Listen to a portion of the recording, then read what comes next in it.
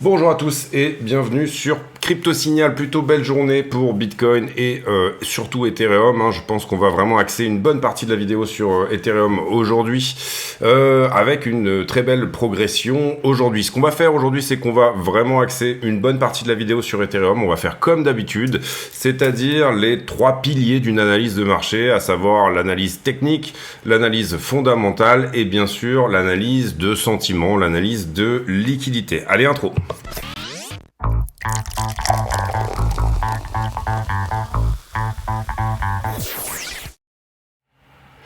Alors, on est là sur la structure de Bitcoin en 4 heures. Ce qu'on peut voir ici, c'est qu'on a réussi à s'affranchir de ce que j'appelle le point de contrôle, c'est-à-dire l'endroit où finalement il y avait eu dans toute cette consolidation-là le plus de business et on a réussi à le passer. Ça matérialisait également cette espèce de résistance 4 heures ici et vous voyez quand on l'a passé, on a accéléré très fort pour finalement désormais être au contact du haut de cette distribution puisque c'est une structure qui est une structure de distribution et qui est baissière. Donc très bonne zone de prise de profit partielle. Cela dit, nous on a des targets en swing, donc sur on va dire des UT qui sont plutôt de l'ordre de trade de plusieurs semaines qui sont plus hauts, mais c'est un très bel endroit pour éventuellement prendre quelques profits là-dedans. En ce qui concerne les trades en cours, on a ce trade sur Floki qui fonctionne très bien pour le moment. On a également FitFi, trade qui marche très très bien aussi. Ethereum, on va en parler tout à l'heure, sur lequel au final on a eu une très belle entrée. Avax plus 300% aussi qui est en 10x, vous voyez ici les leviers bien sûr qui diffèrent, et ce trade sur Bitcoin à plus 1200%.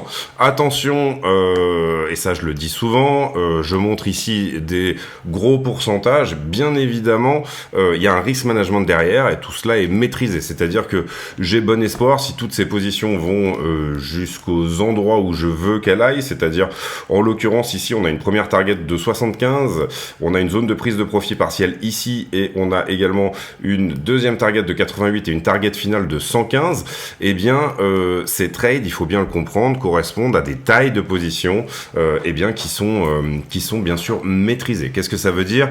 Ne mettez pas 100% de votre capital sur un trade en vous disant ça passe ou ça casse. L'idée ici c'est en permanence de protéger votre capital de trading, ce qui veut dire tout simplement maîtriser votre risque. Maîtriser votre risque, pour moi ça veut dire que là vous voyez des pourcentages qui ont l'air assez exorbitants, mais au final je peux espérer on va dire une prise de profit sur mon capital total de trading qui sera plutôt de l'ordre de 40% que du x10, x12, x11 que vous voyez dans les pourcentages. Donc faites bien attention à ça. On n'est pas ici pour chiller des gros pourcentages, ça ne sert à rien. On est là pour vous proposer un journal d'un trader et qui vous montre la réalité du trading tout simplement de tous les jours. Et donc du coup ça passe également par les vidéos affiliées. Vous pouvez cliquer sur le bouton rejoindre sous la vidéo pour rejoindre éventuellement des vidéos supplémentaires qui vous permettront d'avoir ce type de risk management. L'idée étant d'avoir tout simplement, on va dire, une progression constante plutôt que d'aller chercher vraiment le hold-up. On est plutôt ici sur en permanence dérisquer ses positions, savoir quand prendre des profits partiels, etc., etc. Par rapport à la vidéo d'avant-hier, puisque j'ai pas fait de vidéo hier, nous, quand on était dans cette correction-là, on pensait éventuellement que la correction allait être plus substantielle, c'est-à-dire qu'on s'attendait éventuellement à aller sur les 63,8. Vous voyez que ça n'a pas été chose faite, on s'est tout de suite repris ici et on est venu tout simplement au contact de la trend. Si jamais la trend, je parle de celle-ci bien sûr, la trend de distribution actuelle, si jamais ça passe, et pour l'instant il semblerait que ça soit pas trop mal, on va aller voir la liquidité, on va aller voir toutes ces choses-là pour voir si on n'aurait pas une petite temporisation avant éventuellement de passer. Mais si ça passe cette distribution, on a des tas de targets qui s'activent assez fortement pour aller effectivement aux endroits dont je vous ai parlé tout à l'heure. Pour le moment, on a essayé de rentrer en bas de figure en se disant j'ai des confirmations substantielles au fur et à mesure que tout ça se passe. On avait effectivement parlé d'une épaule tête-épaule inversée ici, on avait parlé de ce niveau 4 heures ici qui nous mettait une très belle structure de retournement également. Et là pour le coup on est un petit peu à l'instant Kinder, l'instant Nutella, sur lequel éventuellement si ça passe ça active des choses assez jolies. En tout cas on s'affranchit du point de contrôle, attention il est possible de revenir le retester autour des 67 ici, parce que c'est un endroit où on pourrait éventuellement avoir envie de revenir le retester comme support, puisque c'était une résistance relativement importante par le passé, et on est au contact d'une distribution. Voilà pour Bitcoin. On ira faire ici, je pense, dans l'idée, plus ou moins les plus petites time frames un petit peu plus tard dans la vidéo, probablement en conclusion. Donc restez bien jusqu'à la fin, mettez un like sur la vidéo, voilà les gestes simples. Et je rappelle que sur la chaîne, tous les bénéfices sont reversés à Mécénat Chirurgie Cardiaque, c'est-à-dire affiliation, pub sur YouTube, voilà tout ce que rapporte la chaîne d'une certaine manière, puisque c'est de l'argent dont moi personnellement je n'ai pas besoin. Encore une fois, il s'agit plutôt d'un journal que réellement d'une chaîne entre guillemets d'influence. Ether BTC, extrêmement intéressant, extrêmement intéressant. Pourquoi? Parce que on a eu une nouvelle sur Ethereum qui a été hier et qui a été vraiment extrêmement intéressante également, à savoir, on va le voir dans la partie fondamentale, je pense qu'on va pas mal creuser là-dessus, mais il serait éventuellement possible que ça bouge du côté des ETF Ethereum Spot, et ça c'est une information extrêmement importante. On avait dit, nous, que on était un peu mi-figue, mi-raisin sur cette histoire, c'est-à-dire qu'on avait plutôt des analystes de Bloomberg qui nous disaient, bah non, il n'y a aucune chance que les ETF Ethereum soient acceptés. Leur chance d'acceptation était autour de 25% d'acceptation et 75% de chance de rejet. Hier, ce qui s'est passé, c'est qu'on a eu une forme d'accélération de la part de la SEC, de la SEC, qui a dit à toutes les personnes qui avaient postulé pour un ETF Ethereum, eh ben les gars, dépêchez-vous de nous renvoyer, et ça assez rapidement, vos S1 et vos 19 before, vos 19 before, qui sont finalement les formulaires, et là où on voyait un manque de dialogue entre la SEC et finalement tous les postulants pour les ETF Ethereum, eh bien il se trouve que hier ça s'est accéléré et on leur a demandé de dialoguer très vite et très fort. Je vous parle souvent de break of structure. Qu'est-ce que c'est un break of structure? Ça veut dire j'ai une structure qui est baissière. Ici, on va la mettre comme ça, voilà. On pourrait retourner un peu plus en arrière, mais on va la mettre comme ça. Et puis là, j'ai un petit break de la structure. Ici, malheureusement, on ne tient pas le niveau qui est là. On vient faire une petite purge en dessous. Et puis, derrière, on revient à nouveau break la structure. Donc, ce qu'on veut ici, c'est une continuation de structure. On a eu un boss, break of structure. On veut un COS, continuation of structure. Pour le moment, c'est pas encore ce qu'on a, mais c'est plutôt joli. Et vous voyez que c'est plutôt impulsif, sur le côté Ethereum contre Bitcoin en 4 heures. Ça veut dire que j'ai un Ethereum qui, dans cette petite montée, s'est apprécié très vite. Attention, le fond de la structure reste totalement baissier, d'accord? La question ici, c'est le 23, donc dans 2 jours, est-ce que réellement les ETF sur Ethereum vont être acceptés, ce qui pourrait marquer finalement le bottom final de toute cette descente où Ethereum a sous-performé Bitcoin et finalement donc du coup nous donner le fameux rebond qu'on attend désormais depuis un moment. Donc voilà un peu l'idée, on a ce petit break of structure. Je pense qu'on pourra réellement valider à 100% si on arrive à péter déjà cette trend. Vous voyez que cette trend, elle est relativement historique, elle date depuis septembre 2022 et à chaque fois qu'on vient au contact, on a tendance à se faire rejeter. Ce qu'on veut vraiment, c'est passer cette histoire-là. En tout cas, on avait ouvert nous sur Ethereum un trade. On avait ouvert ce trade, je sais plus exactement où, mais on doit pouvoir le trouver. On avait ouvert ce trade à 2969, donc on devait être à peu près quelque part dans ces zones-là. Donc pas très loin finalement du support 4 heures et vous voyez qu'effectivement Ethereum pour le coup a lui bien réussi à casser sa distribution, là où Bitcoin est plus ou moins par là. Alors attention, Ethereum avait beaucoup plus corrigé, on a beaucoup parlé de la forme qu'a pris les structures. Ethereum nous a donné une flat alors que Bitcoin nous a donné une flat alors qu'Ethereum nous a peut-être plus donné une zigzag, donc c'est pour ça qu'Ethereum avait morflé face à Bitcoin en termes de structure. Pour le moment, on peut dire qu'en tout cas, c'est plutôt joli ici pour nous donner une continuation. J'aime beaucoup le caractère parallèle ici de cette structure. On se rappelle que à l'acceptation des ETF, Bitcoin nous avait quand même donné une très jolie correction pour ensuite finalement, avec des très bons inflows sur les ETF, nous donner une correction. Donc, je pense que 2009 était un bon point d'entrée. Maintenant, le bon point d'entrée suivant, suite à cette impulsion, il se trouve peut-être un petit peu plus bas. C'est ce qu'on va voir dans les jours prochains. Ça peut continuer avec un gros bâton qui dégage tout de suite vers la zone des 4007, 5000. Moi, je vise 5002 sur Ethereum. En target final, bien évidemment, vous comprenez qu'ici, on est sur un niveau 4 heures qui pourrait rejeter. Il y a toujours un peu cette manière de voir les choses. En tout cas, en 4 heures, je pense qu'on va pouvoir fermer ce niveau. Pas encore, vous voyez qu'on est, on est au contact ici, et moi je ferme un niveau quand j'ai eu une ouverture et une clôture au-delà de ce niveau, ce qu'on appelle un hard closing. Pour le moment, ça n'est pas le cas. En tout cas, on avait été obligé de remonter un peu ces niveaux, etc. Et là, je trouve que c'est plutôt une bonne chose qu'on ait cassé cette petite distribution intermédiaire et qu'on ait cassé la grosse distribution sur Ethereum. C'est une très bonne chose. Pour le moment, on travaille la liquidité shorteuse qui se trouvait là. On va voir ici s'il y a une tentative de défense de la part des shorters ou si jamais, donc une très légère correction, ou si jamais on passe tout de suite au travers. En tout cas, ce qu'on peut voir, je trouve, là-dedans, c'est que le prochain 4 heures, il se trouve bien plus haut, à 4000 $. Donc on pourrait profiter ici de quelques jours de bon momentum sur Ethereum contre le dollar pour éventuellement apprécier une hausse plus importante. Voilà pour Ethereum, on va revenir sur le fondamental un petit peu plus, même si j'ai déjà pas mal expliqué l'histoire. Ethereum entraîne avec lui probablement, enfin probablement non, c'est même une forme de certitude, mais une partie des altcoins, tout simplement parce que si vous avez un ETF spot sur Ethereum, on peut imaginer un ETF spot sur Solana, on peut imaginer un ETF spot sur XRP qui a été classé comme... à part toute la partie ICO, donc la partie mise sur le marché, désormais qu'il est entre guillemets sur le marché secondaire, il a plutôt été classé comme une commodity et non une security. Et on voit ici une assez jolie structure de retournement en triangle rectangle. Vu qu'on a breaké, je dirais, ce niveau-là, on peut éventuellement se dire que, puisque là ce qu'on regarde c'est la totalité des altcoins contre Bitcoin, je le rappelle, la totalité des altcoins hors Ethereum, nous on fait toujours l'analyse un petit peu comme ça, je pense qu'on peut viser ici un nouveau top autour de 713. Donc, cassure de distribution, ça c'est le point important. Probablement ici, on l'espère en tout cas, que cette correction s'est faite sur les alts en flat étendu et que ça en est terminé. On a notre structure de retournement ici, ça casse la distribution et ça casse en même temps le niveau qui refusait un petit peu jusque-là. Ça reste pour moi quelque chose de très joli à regarder. Éventuellement petite épaule, tête-épaule inversée ici, même si elle n'est pas extrêmement propre, ça enfonce un petit peu trop ici. Mais voilà.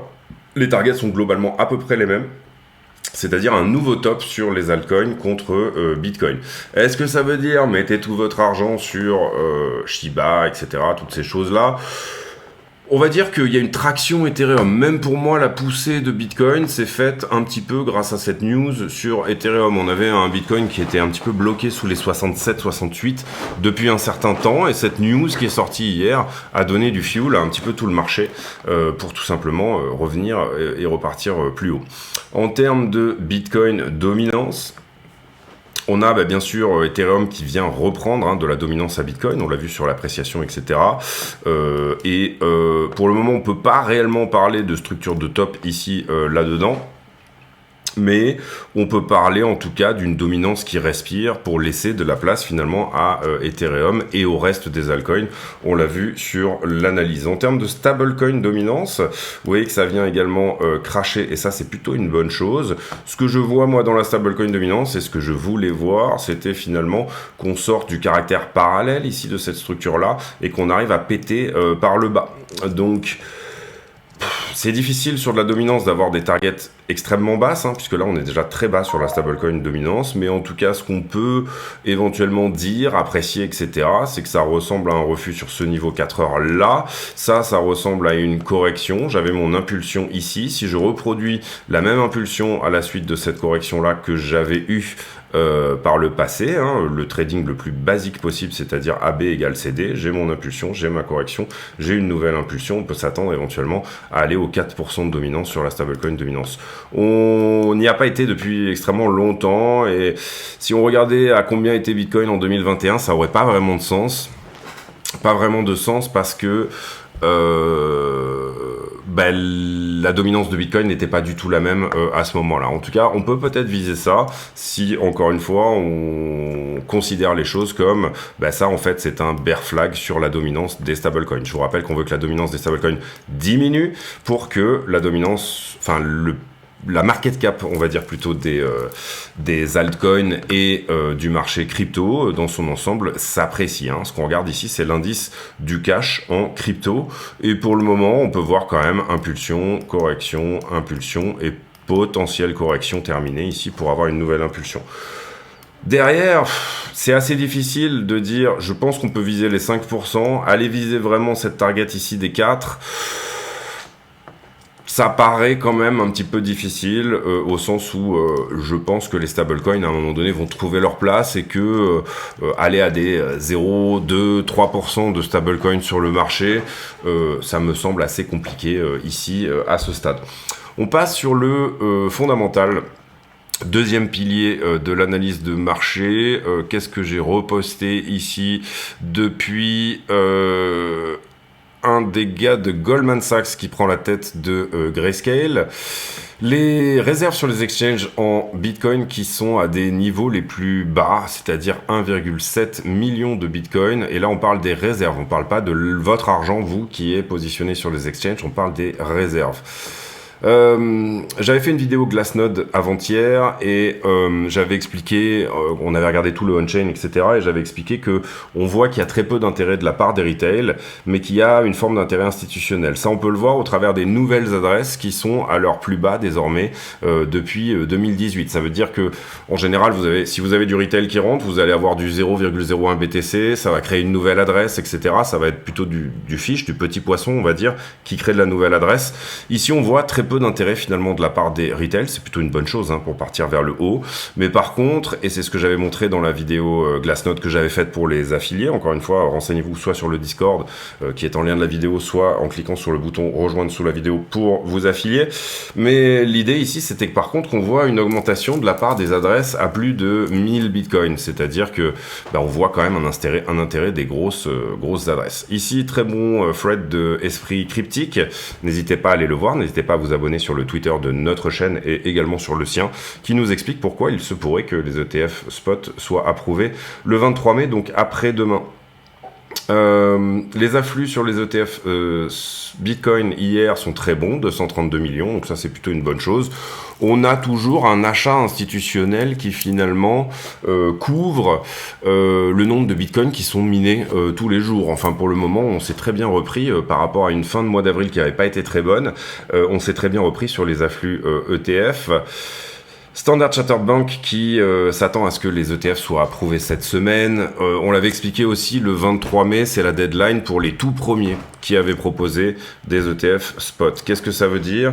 Ça veut dire que si la SEC refuse ou demande un délai, elle devra avoir des très bonnes raisons de le faire. Et il y a des garde-fous qui sont faits pour ça, et donc elle devra motiver le fait, parce qu'il y a un certain calendrier à chaque fois qui se met en place, à chaque fois que vous déposez une demande pour un ETF auprès de la SEC, puisque vous faites une security avec quelque chose, un ETF est une security. Et donc du coup, c'est la dernière deadline pour le tout premier qui avait demandé. Je me souviens plus si c'était Grayscale ou Arc21, je me souviens plus également qui. Enfin voilà. Ici, Eric Balchunas, qui était une des deux personnes. Lui, il est ETF, il est analyste ETF pour Bloomberg. Il y a Balchunas et il y a James Seyffart, c'est les deux pontes un petit peu qui avaient prédit l'acceptation des ETF spot sur Bitcoin et qui eux étaient totalement contre cette idée que les ETF Ethereum allaient être acceptés. Finalement ils font un virage à 180 degrés eux aussi. Pourquoi ? Parce que la SEC a demandé à Fidelity, BlackRock, enfin tous ceux qui sont postulants sur des ETF spot de re-remplir à nouveau leur S1 et leur 19 before. Ça veut dire quoi ? Ça veut dire qu'il y avait un manque de dialogue jusque-là énormément de la part de la SEC, c'est-à-dire la SEC ne répondait pas, etc. Et là, hier, en fin de journée, il a été dit par la SEC, dépêchez-vous, rendez-nous vite vos documents, etc. Pourquoi ce virage ? Et c'est une question qu'on peut se poser. Pour ma part, je pense qu'il y a eu des déclarations de Trump déjà qui ont dit moi, si je suis élu, je virerai Gary Gensler. Ça, c'est des premières déclarations qui font dire peut-être que Trump veut se mettre un petit peu dans la poche les pro-crypto, entre guillemets. On sait, et on l'a expliqué depuis déjà maintenant un an et demi, que la crypto va être un enjeu électoral des prochaines élections américaines parce que beaucoup d'Américains, finalement, sont sensibles à ce sujet-là et à leur propre liberté. On sait également que, d'une certaine manière, les CBDCs, les monnaies numériques de banque centrale, ne seront pas états-uniennes, ou en tout cas que les États-Unis vont plutôt se tourner vers des protocoles privés de type Circle, et peut-être USDT s'ils arrivent à bien rentrer dans le rang, mais pour le moment on voit plutôt quand même Circle. Ils ont perdu des parts de marché certes, mais on pense que ça sera vraiment l'acteur institutionnel, puisque dedans, dans Circle, vous avez Coinbase, qui est le fleuron américain de la crypto, et vous avez bien évidemment aussi BlackRock qui est partie prenante dans ce stablecoin. On voit que le modèle économique de Tether fait rêver, une centaine d'employés pour plusieurs milliards de bénéfices tous les trimestres, donc du coup ça intéresse énormément de monde. Où est-ce que je voulais en venir avec tout ça? Oui, pourquoi ce virage, donc du coup, politique? Je pense que ça tient aux élections, et je pense que Gensler a eu un petit coup de pression de la part de Biden en disant, écoute, là, il va falloir qu'on joue un peu l'histoire, mais qu'on accélère un peu, qu'on arrête de jouer à la montre sur ces histoires-là. Et donc, il est probable et possible que effectivement les ETF sur Ethereum soient acceptés. Acceptés dans quelles conditions? Sur Ethereum, il y a une dimension qu'il n'y a pas sur Bitcoin et qui est bien sûr le staking, c'est-à-dire est-ce que quand je vais acheter de l'ETF Ethereum papier, est-ce que quand je vais en acheter, je vais bénéficier du yield que peut me proposer le fait d'immobiliser cet argent à cet endroit-là? Et je pense que de la part de la SEC, il y a eu cette volonté de dire le stacking, ça va être non. C'est-à-dire qu'ils sont tous en train de re-rendre à nouveau leurs documents en enlevant la partie, vous le voyez, Removing Stacking Rewards from Prospective Ethereum ETF. Donc ils enlèvent cette partie stacking, et je pense que ça fait partie de la demande, c'est-à-dire que un des gros avantages d'un ETF Ethereum Spot aurait pu être effectivement de gagner du yield, un petit peu comme sur des bons du trésor où vous avez finalement un retour tous les mois, vous avez un petit peu plus de thunes qui va tomber ici en Ethereum, mais ça vous permet de hedger un petit peu votre risque. Et là ça va être un des arguments des ETF spot qui malheureusement va être enlevé, c'est-à-dire que qu'est-ce qui est intéressant dans un Ethereum ETF? Je mets en pause une seconde. Donc ce qui est intéressant dans un ETF Ethereum, c'est que Ethereum est déflationniste. Vous voyez ici le nombre d'Ethereum qui ont été burnés depuis The Merge, donc depuis qu'on est passé au Proof of Stake. Auparavant, en Proof of Work, on avait, si on l'émule, je pense que c'est là, on aurait eu une inflation de 3,133% par an. Et là, en l'occurrence, j'espère que je vais le retrouver, oui, c'est quelque chose comme ça, on va enlever ça. Et là, en l'occurrence, on a une supply d'Ether qui est en train de diminuer parce que, en même temps, en face, on burn des frais de transaction. Vous le voyez ici, au travers d'une des mises à jour qui avait été faite sur Ethereum. Et donc, du coup, en ce moment, on est à peu près à moins 0,20 d'inflation. Donc ça peut intéresser du monde. C'est là que j'aurais dû simuler Proof of Work. Vous le voyez ici, moins 0,193 contre 83%. C'était un des gros avantages de The Merge. Vous voyez qu'en ce moment, ça réaugmente un peu parce qu'on avait eu une perte d'intérêt sur Ethereum. Au plus il y a de transactions sur Ethereum, au plus on en burn. Et là, dernièrement, Ethereum était intéressant pour un peu moins de monde. Donc, on peut imaginer que avec ce regain d'intérêt, si les ETF sont acceptés, on va être encore plus déflationniste. D'accord ? Ça, c'est important. C'est la première chose qui est importante. C'est un des avantages d'Ethereum. La deuxième chose, c'est que Ethereum, quand il est passé au Proof of Stake, est devenu green, il est devenu plus vert que Bitcoin d'une certaine manière et du coup moins énergivore. Et ça peut intéresser du monde également dans une période où finalement tout le monde ne jure que par l'ESG, la RSE, responsabilité sociale des entreprises, etc. Toutes ces choses-là. Donc ça peut être également un argument intéressant. Le troisième argument qui est extrêmement intéressant, outre le fait que Ethereum permet les smart contracts, etc. et qu'il est un petit peu l'internet de la monnaie, mais je ne vais pas vous faire un cours sur le fondamental d'Ethereum puisque vous le connaissez.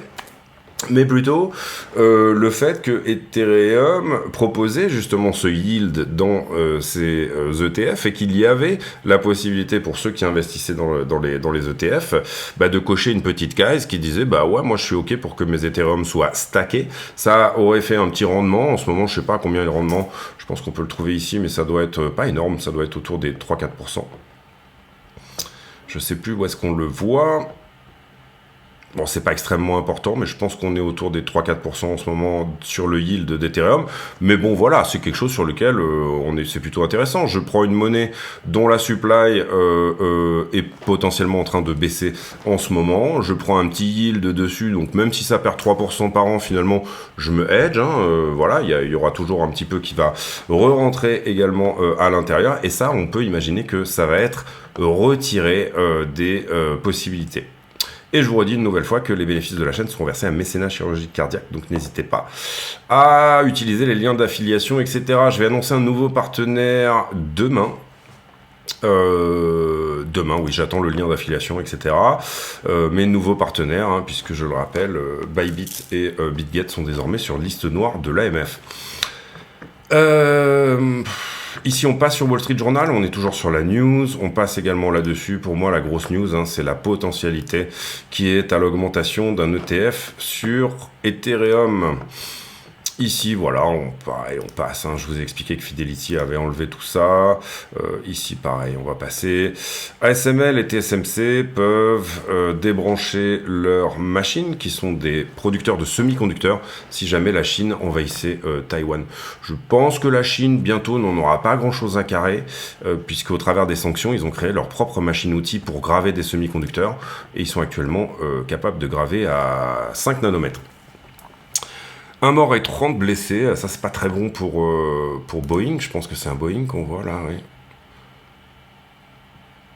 Oui, c'est un Boeing, donc du coup un nouvel accident sur Boeing, et ça c'est pas très bon pour l'action. JP Morgan, excusez-moi. JP Morgan qui est le dernier bear sur Wall Street, et puis ici, aujourd'hui, qu'est-ce qu'on a ? Dimanche 19, c'est passé. On n'a pas grand-chose cette semaine en calendrier économique, on en a déjà parlé avant-hier. Les liquidités et liquidations. On a liquidé hier 351 millions.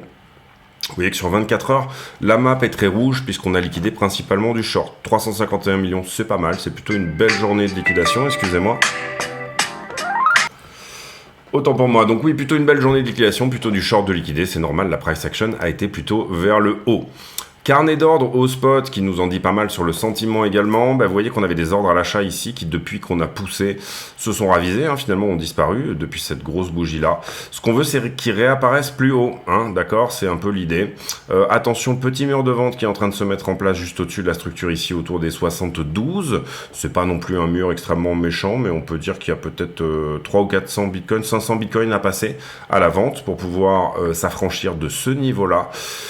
En ce qui concerne les marchés en levier, eh bien on a pris ce niveau qu'on avait mis en 2 pixels ici, on est effectivement passé en dessous, donc ça on peut l'enlever, et on a pris un vieux niveau qui était au-delà du prix juste là. La structure est montante, le funding est montant, donc on n'a pas d'anomalie de funding. Par contre, attention, on est en train de monter au 12,32, et hier on en a parlé autour des 12 milliards. Autour des 13 milliards, on a tendance à déleverager. Donc on fera extrêmement attention quand on arrivera en termes d'open interest. Hein, là, ce qu'on regarde, c'est le nombre de contrats qui sont ouverts sur BTC. Quand on arrivera éventuellement au contact de cette zone-là, là où on avait déjà par le passé corrigé entre 12 milliards 80 et 13 milliards d'open interest, je dirais qu'il faudra faire gaffe. Voilà, donc c'est assez propre en termes de liquidité. Je vois pas vraiment ici, on va regarder un petit peu plus dans le détail, mais en gros, là j'ai une structure qui latéralise, un funding qui latéralise. Ici peut-être, j'augmente alors que j'ai un funding qui baisse. Ici, vous le voyez, le prix augmente, le funding baisse, ça veut dire qu'il y avait du short sur cette structure-là, donc on l'a nettoyé. Ici, j'ai un petit peu l'inverse, donc je dirais qu'il y a peut-être un tout petit niveau rouge ici, en longueur, à venir chercher, autour des 69 000 à peu près. Donc on va le noter comme ça, et on va sauvegarder. Voilà, ici après, structure qui latéralise, funding qui latéralise, tout est plus ou moins normal. Donc attention à une correction à 69, qui pourrait éventuellement arriver. Là, on est à 72 250. On suivra ça de près. Ensuite, les bulles de liquidité, on regarde à peu près la même chose. On voit que les shorters commencent à se montrer un petit peu ici. On voit qu'on est venu les chercher hein, et que pour le moment, attention, parce qu'on commence à accumuler de la liquidité longue. Tout à l'heure, on a parlé des 69 à peu près. Ici, iBlock a l'air de nous dire que on a aussi du monde jusqu'à 67,7. On va regarder le funding où il en est. Il est à peu près à 0,02. On sort de la zone de neutralité. La zone de neutralité, pour moi, c'est à 0,01. On sort de la zone de neutralité pour légèrement se charger en longue. Et ça, j'aime bien. Moi, j'aime bien quand les spreads sont positifs parce que ça sous-entend que les longs ont le momentum, hein. D'une certaine manière, ça veut dire que moi j'aime bien quand les longs sont positifs, quand les spreads sont positifs. Si on y reste, ça peut pouvoir me dire que le mouvement a de jolis jours devant lui. Parce qu'il y a un vrai momentum de la part des longueurs. Ethereum, poche de liquidité à 3380. On a des grosses positions, hein, attention, jusqu'à 3173. Est-ce que c'est des gens qui ont du pognon, qui sont en train là en ce moment de longuer comme des oufs pour bien choper le mouvement, ou alors est-ce qu'on est sur quelque chose qui doit marquer sa correction? On va le regarder après, mais pour moi là c'est joli. Impulsion, petite correction, peut-être impulsion supplémentaire. On ira en conclusion de la vidéo regarder également Ethereum. Sur la une semaine, on voit qu'on n'a plus grand chose en short. Ce qu'il faudrait maintenant, c'est se charger en sentiment négatif. Attention, je pense que sur Ether aussi, alors là on était sur une autre analyse, mais on va regarder ça tout de suite. Sur Ether, le funding a dû augmenter pas mal. Oui, on est monté à 0,04, c'est-à-dire 2 fois plus de long entre guillemets sur Bitcoin. Et on voit une très belle augmentation ici de l'open interest, donc du nombre de contrats en circulation. Est-ce que le flow de la news va nous permettre de passer au travers de tout ça, donner raison aux longues, malgré, entre guillemets, un marché qui est trop chargé au niveau des longueurs? Est-ce qu'on va avoir, comme on l'a souvent eu, hein, ce marché un peu fou juste avant des ETF, eh bien un denial de la part de Gensler qui va nous dire mais non, on n'est pas du tout en train d'approuver, et finalement on approuve, ou on sait pas. On se rappelle sur les ETF spot, ça avait été une série brésilienne, hein, une sitcom brésilienne, à quel point on a eu des fausses annonces, on se rappelle du stagiaire de Cointelegraph, etc., toutes ces choses-là. Et en ce qui concerne les altcoins, on recommence à sortir un tout petit peu de la zone de neutralité, mais c'est pas méchant, on reste assez neutre en ce qui concerne le funding sur les altcoins. On retourne sur le prix, on fait la conclusion de cette vidéo. Alors, pour moi, on va aller sur les petites TF. Donc, conclusion qui est toujours plutôt dans l'intraday, hein. Pour moi, ça reste à peu près normal qu'on commence à consolider sur les zones desquelles j'avais parlé. Ce qu'on va regarder, le point pivot, pour moi, il était là et il est très bien passé avec brio, 68,5. Vous voyez également que quand on réussit à passer le point de contrôle, finalement, si je me remets en 4 heures, ici, on n'a aucun niveau entre les deux. J'avais noté aucun niveau entre les deux et ça a poussé effectivement assez fort jusqu'au niveau supplémentaire. Est-ce que sur la time frame 1 heure, on a réussi à fermer le niveau supplémentaire? Oui, pour moi tout à fait. C'est-à-dire, vous le voyez ici, on a eu des hard closing en 1 heure au-delà de ce niveau. Si on devait lui donner un nouvel endroit, on va dire ça comme ça, où est-ce qu'on devrait le mettre? Je suis un peu perdu là. Eh bien... ouais, on est à peu près sur les zones. Alors c'est chargé, on va enlever des trucs. On est à peu près par ici. Pour le moment, on bataille avec un niveau 1 heure. On avait mis aussi ce daily. Daily, donc c'est un niveau journée, hein, bien sûr, qu'on n'a jamais réussi à dépasser. Donc cette droite rouge ici en daily représente pour nous qui travaillons comme ça un critère d'aide à la décision. Un critère d'aide à la décision, ça veut dire si je m'affranchis de ce niveau-là, j'ai des bonnes chances que la psychologie de mettre un niveau daily comme ça et de le regarder et de dire c'est curieux, on n'a jamais passé une journée entière au-dessus de ce niveau-là. Hein. Finalement, je vais me mettre en daily pour être bien sur mon propos. Donc ici, vous le voyez, on n'a jamais passé en hard closing, hein, donc en journée complète, de journée au-delà de ce niveau-là. Qu'est-ce que ça nous dit? Ça nous dit, ça c'était une prise de liquidité, puisqu'elle n'a pas tenu, d'accord? J'ai eu une très belle défense des shorters ici, et j'ai eu de la vente au spot, hein, c'est à peu près la même chose. Quand je dis défense des shorters, c'est plus ou moins est-ce qu'on est plutôt sur un sentiment à la vente ou sur un sentiment à l'achat. Ici, on n'avait pas passé non plus, et là, on n'avait pas passé non plus, d'accord? Donc, on a ici, je trouve, les critères d'aide à la décision, en tout cas sur de la grosse time frame, qui peuvent éventuellement nous aider à prendre des décisions. À prendre des décisions, ça veut dire que je trade non seulement les niveaux et les résistances, mais je trade également la temporalité dans laquelle se forment ces résistances. Sous-entendu psychologiquement, si je fais en 4 heures une bougie comme ceci et que derrière je me ravise, on était en train de filer des contrats de shorters qui avaient envie de venir prendre tous les stops pour pouvoir filer une quantité massive de contrats et ensuite pouvoir faire dumper le prix. Et s'ils arrivent à gagner, il y a toujours une smart money contre une autre smart money. Pour moi, il n'y a pas juste une smart money qui vous envoie dans un sens ou dans l'autre. Le concept ici de dire il y a la smart money et elle est contre moi, entre guillemets, n'est qu'un élément pour moi, pour le retail, pour faire peur, c'est-à-dire d'une certaine manière, c'est même un truc qui vous dit que vous êtes con, puisqu'on parle de monnaie intelligente, et c'est juste une manière de blâmer le marché. Personnellement, je blâme jamais le marché, je dis toujours, bon bah voilà, je ne dirai jamais c'est à cause du marché, ou c'est à cause de la smart money, si jamais mon trade, entre guillemets, n'est pas passé. C'était juste une histoire une histoire autre. Ce qu'on peut voir en tout cas, c'est là, je vous avais mis un petit 5 minutes, et là, il est là depuis plusieurs semaines. Ce petit 5 minutes là, pour le moment, nous a rejeté, d'accord? Donc c'était un excellent endroit pour shorter. C'est-à-dire, je me positionne sur une time frame plus petite, et quand je parle de shorter, étant donné qu'on travaille à un niveau 5 minutes, eh ben, on est plutôt sur du short intraday. Personnellement, je ne l'ai pas pris celui-là, mais vous voyez que c'est propre, c'est-à-dire que des niveaux sur lesquels on a eu des défenses par le passé, j'essaye de dézoomer ici, plutôt du contenu normalement que je ferais pour des affiliés, mais ça explique aussi un petit peu chose. J'en précise d'ailleurs, je précise pour dire que on va sûrement raccourcir énormément les vidéos publiques et énormément étoffer beaucoup plus les vidéos affiliées parce qu'on va essayer de... Mais vous voyez ici en 5 minutes, j'ai pas changé de time frame là, c'est pour ça que je me suis décalé pendant longtemps sur la gauche. J'ai deux niveaux 5 minutes ici qui sont intéressants, j'avais celui-là et j'ai celui-là.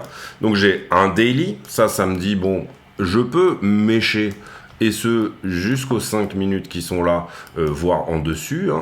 Je peux mécher et être toujours dans cette idée d'une prise de liquidité sur le haut de la structure, sous-entendu sur des plus grosses time frame, eh bien ça sous-entendrait qu'on est sur un rejet, une défense de la part de ces gens-là qui ont déjà défendu ici et ici. Pour le moment, ils m'ont pas montré de la force ici, mais ils pourraient revenir défendre à nouveau ou revenir ouvrir. Hein. Ils ont peut-être pris des profits ici sur la descente et ils se sont peut-être mis d'accord pour redéfendre à nouveau. Donc ça, c'est la première question. Temporalité du niveau, c'est-à-dire est-ce qu'en daily, je ne viendrai pas faire une 4 heures qui se balade légèrement au-dessus de ça, et pour le moment on voit que c'est plutôt une heure qui s'est affranchie de ce niveau-là et qui est venu chercher le niveau 5 minutes ici. Et donc voilà, importance de la temporalité des niveaux et de venir temporiser. C'est assez facile de trouver un endroit où le prix va temporiser et où se retourner. Ce qui est difficile, c'est d'ouvrir effectivement la position, parfois même de l'ouvrir à l'aveugle, c'est-à-dire vraiment en se basant sur un niveau, et il faut faire le choix dans ces niveaux, et ça c'est important. Derrière, ce que je peux voir, c'est une conso ici, effectivement, qui est intéressante, on est même plutôt sur un range. Par contre, je manque un peu d'impulsivité sur la cassure. D'accord? Ça veut dire quoi? Ça veut dire que le marché a peut-être besoin de faire une structure un peu plus importante. On a parlé des 63, 64, et vous voyez ici qu'on vient un petit peu s'échouer sur des niveaux qu'on avait déjà affichés il y a de ça plusieurs semaines. Donc excellent endroit pour prendre des profits partiels parce qu'on est sûr de rien. Et encore une fois, en trading, la seule certitude, c'est que le prix ira toujours de gauche à droite et jamais en dessous de zéro. Mais sinon, en soi, on n'a pas beaucoup d'autres certitudes que ça. On travaille plutôt des scénarios et des idées, et ce, avec un risk management extrêmement maîtrisé. Si je devais caractériser peut-être quelque chose ici, bon, ça me gêne un peu de cette grosse déviation là qui vient chercher. J'aurais préféré qu'on temporise plus. Là, ici, c'est un peu trop péchu pour pouvoir se dire qu'on est dans cette forme de triangle rectangle, donc ça me plaît moyennement. Donc voilà, dans la petite time frame, j'aurais envie de dire bon ben on a un peu notre range ici pour la journée, tentative de défense de la part des acheteurs sur ce niveau-là et tentative de défense de la part des longueurs sur ce niveau-là. Je pense pas qu'on peut trop mettre en avant ici cette idée de triangle rectangle parce que j'aime pas du tout cette grosse déviation. Pourquoi ça? En termes psychologiques, c'est pareil. Si j'ai un niveau ici, si j'ai pas cette déviation-là, ça veut dire je défends, je tape au carreau d'une résistance. Au bout d'un moment, j'ai une liquidité qui s'est accumulée ici et qui va m'aider, puisque je le rappelle, quand vous fermez un short, vous pratiquez un ordre d'achat, donc c'est ça qui fait les short squeeze.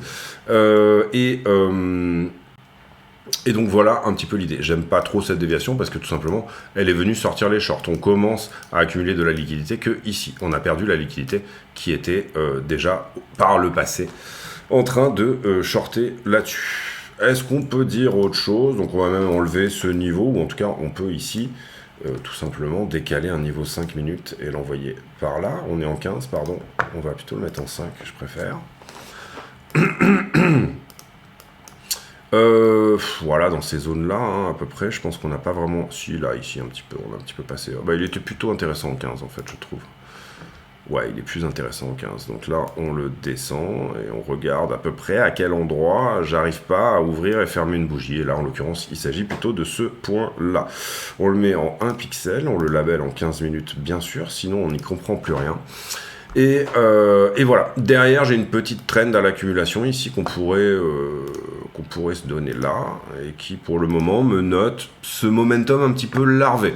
Qu'est-ce que ça veut dire? Ça veut dire que d'une certaine manière, j'ai une structure qui vient plutôt chercher timidement ces shorters, mais qui, vous le voyez, est timide, larvée, elle est un peu momolle, qui effectivement est quand même bien défendue sur l'autre 15 minutes qu'on va avoir en bas. Donc la zone de combat pour le moment de cette consolidation, vous l'aurez compris, elle se trouve quelque part entre ce 15 minutes là et ce 15 minutes là.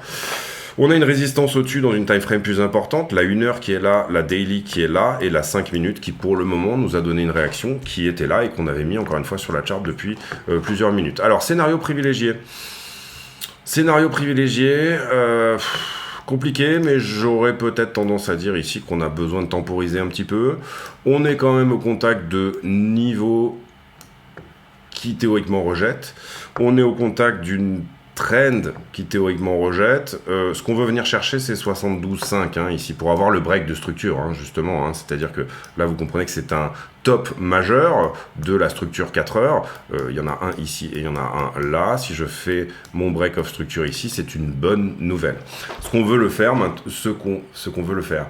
Comment on veut le faire est une autre question. Et comment on veut le faire? On veut le faire en s'installant réellement, en installant réellement le prix dans des time frames un peu plus pérennes, en installant le prix au-delà, c'est-à-dire passer une journée, hein, en fait, au-delà du niveau rouge que je vous ai montré, et déjà, dans un premier temps, passer une heure au-delà du niveau jaune et passer éventuellement 5 minutes au-delà du niveau bleu. Hein. C'est juste ça qu'on regarde, c'est jolie zone de rejet.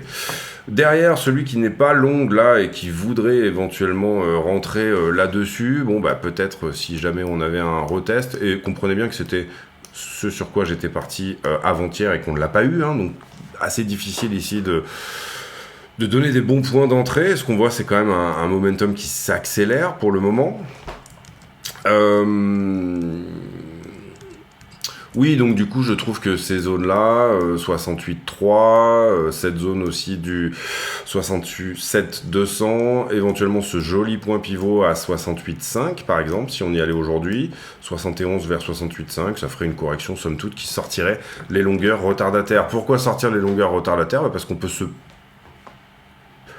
utiliser leur liquidité, tous ceux qui sont un peu en retard ici, on peut utiliser leur liquidité pour finalement, puisque quand ils vont clôturer leur position à break-even ou se faire liquider, hein, oui, break-even ou se faire liquider ou à leur stop, hein, ça dépend comment ils ont tradé l'histoire, et bien à ce moment-là, on peut éventuellement utiliser leur liquidité qui va être vendeuse. Quand elle est vendeuse, je me repositionne pour du long,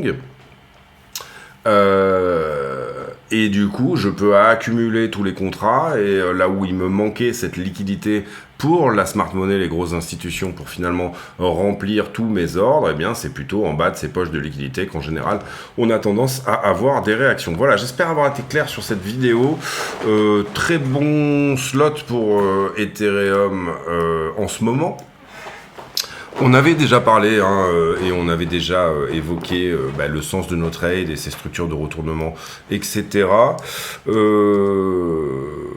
peut voir éventuellement si on a touché, mais je pense pas que ça soit le cas, la target de cette ETE, je pense qu'elle était plus haut. Et, ouais, on était autour des 76,5. Voilà, pour moi, une des grosses questions, c'est est-ce qu'on passe ça tout de suite? Je parle de cette trend, bien évidemment. Est-ce qu'on arrive à la passer sans temporiser? Est-ce qu'on retemporise une dernière fois? On n'a pas de flag ou de structure en triangle pour le moment. Ça demande un petit peu de développement, je dirais, sur une time frame 15 minutes, 1 heure, pour voir un petit peu comment tout ça se construit. Ce qu'on veut, c'est pas trop larver. Oui, je peux écrire là. C'est juste que ça rame un petit peu. On veut pas trop larver une montée.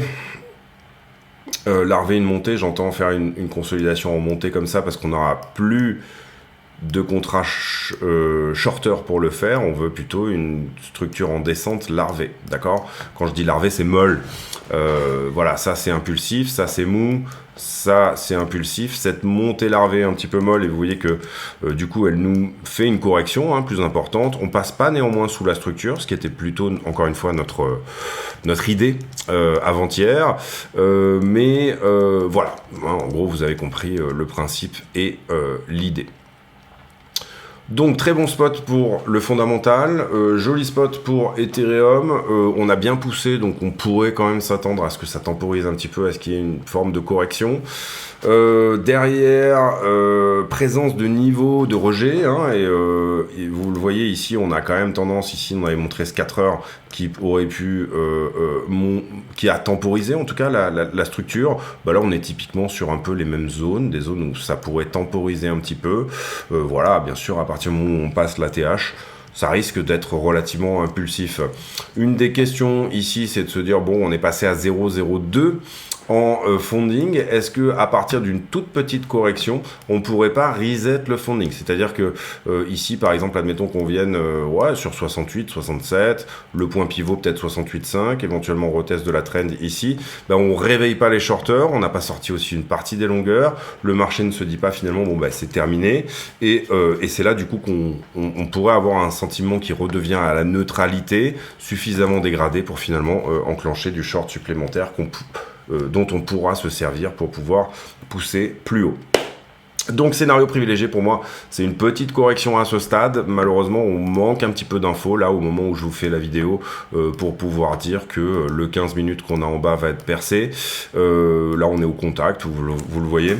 Donc qu'on va faire une correction plus importante dans cette consolidation là, ou qu'on va avoir une continuation.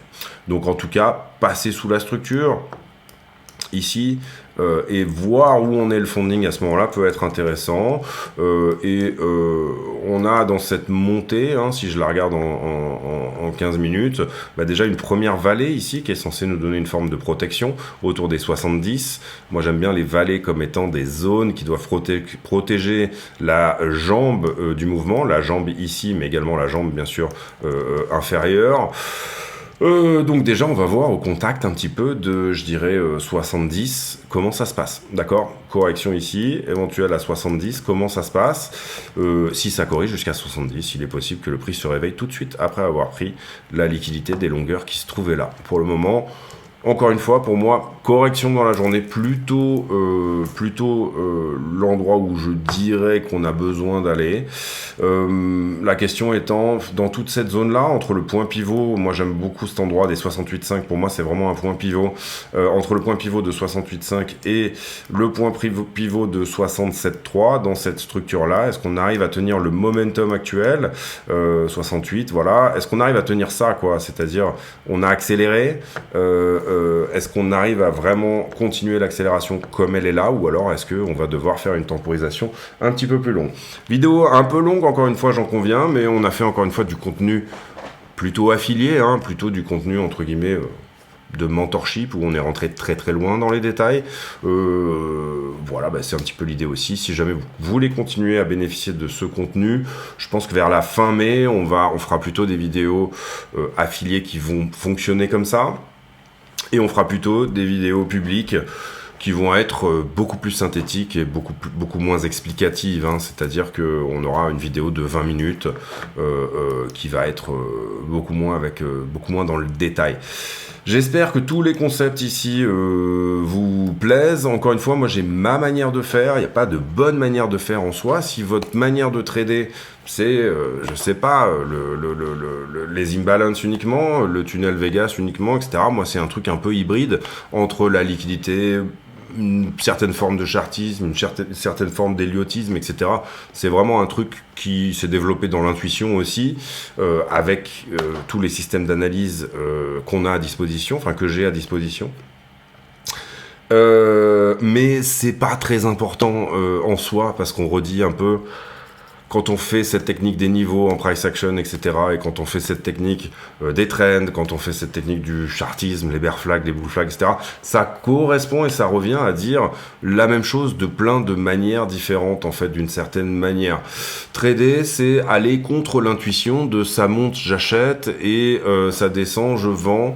Trader, c'est aller plutôt dans une jolie analyse de marché, comprendre réellement quel est le fondamental de l'asset sur lequel on trade, mais également parfois utiliser des mauvaises news pour pouvoir se placer correctement, utiliser des périodes où le fondamental est extrêmement dégradé pour bien se placer. Donc il y a énormément de choses qui relèvent aussi de l'intuition d'une certaine manière, qui relève aussi, surtout en crypto, où on est quand même sur un truc qui est un des trucs les plus volatiles au monde, et qu'il y a beaucoup de choses qui relèvent encore une fois de l'intuition. Là, on l'avait dit, sur les ETF spot, personnellement, j'étais très réservé sur le fait qu'ils ne passent pas, et je le reste. C'est-à-dire que c'est pas parce qu'on a cette news que je considère qu'effectivement, il y a 80% de chances pour que les ETF spot soient acceptés.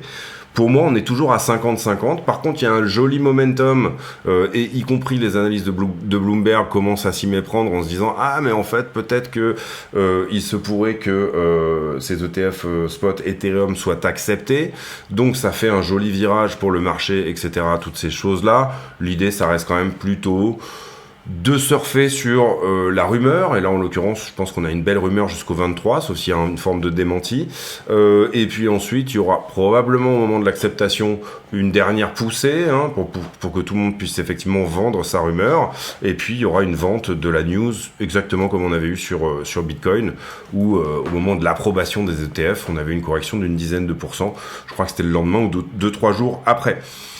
Donc, il n'y a pas de raison que ça se passe un petit peu autrement sur Ether. La question, c'est où se trouvera Ether quand ceci se passe, et de combien il va corriger si jamais il corrige. Et la question, c'est dans quel time frame, finalement, je compte me placer là-dedans. Est-ce que je suis en trade pour voir un Ethereum à 10 000 $, donc je suis en trade sur plusieurs mois, plusieurs années. Est-ce que je suis en trade pour voir un Ethereum à 5 000, etc. L'idée, ça reste quand même de pas se laisser avoir et de continuer à respecter le plan. On se retrouve demain pour une nouvelle vidéo. J'ai pour habitude de poser une question à la con en fin de vidéo, c'est-à-dire une question qui n'a rien à voir avec le prix du Bitcoin, mais qui nous permet de converser de choses et d'autres. Et allez, la question du jour, elle est, est-ce que vous continuez d'envoyer des lettres, j'entends par la poste, à vos amis, famille, etc. Il se trouve que depuis qu'il y a eu l'avènement du SMS et de toutes ces choses-là, on a un petit peu perdu cette habitude de la petite carte postale, le petit truc quand on est en vacances, etc., le petit geste. Et je trouve personnellement, moi quand j'en reçois, en tout cas, ou ce genre de choses, eh bien que ça fait super plaisir parce qu'on voit que la personne a passé du temps à prendre un stylo, acheter la carte postale, mettre un timbre, etc., toutes ces choses-là. Et maintenant, avec les WhatsApp et compagnie, il vous suffit d'appuyer sur un bouton et de parler pour finalement donner l'intention du message que vous voulez donner. Voilà, c'est une petite pensée un petit peu philosophique là-dessus. Je vous souhaite à tous une très bonne journée. On se retrouve demain pour une nouvelle vidéo. D'ici là, portez-vous bien. À très bientôt. Ciao, ciao.